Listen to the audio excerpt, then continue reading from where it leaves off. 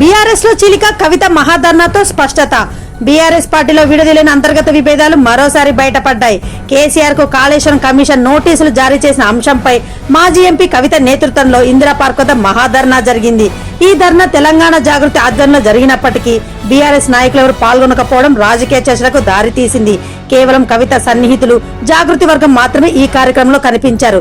ధర్నాకు party high command నుంచి వెళ్లొద్దన్న సంకేతాల కారణంగానే నాయకులు దూరంగా ఉన్నారని వార్తలు వస్తున్నవి. అయితే కొంతమంది నేతలు దీనిపై అసంతృప్తి వ్యక్తం చేస్తున్నారు. కేసీఆర్ కు మద్దతుగా నిర్వహించిన కార్యక్రమానికి పార్టీ నేతలు దూరంగా ఉండడం ఏంటి అంటూ ప్రశ్నిస్తున్నారు. కవిత ఇప్పటికే బీఆర్ఎస్ పై ఆసక్తి తగ్గించినట్టు కనిపిస్తోంది. రాజకీయంగా తన స్థానం చాటుకోవాలని, తనకు అనుకూల వర్గంతో ముందుకు వెళ్లాలని ప్రయత్నిస్తున్నారు. జాగృతి వేదికగా మహాధర్నా చేపట్టి కేసీఆర్ కు మద్దతు తెలుపుతూ అయితే పార్టీ పేరు వినిపించకుండా తన వ్యూహాన్ని అమలు చేస్తున్నారు. ఈ ఘటనతో బీఆర్ఎస్ రెండుగా చీలిపోయినట్టే కనిపిస్తుంది. పార్టీలోని సంఘర్షణలు మరింత బహిర్గతమవుతున్నాయని విశ్లేషకులు అభిప్రాయపడుతున్నారు.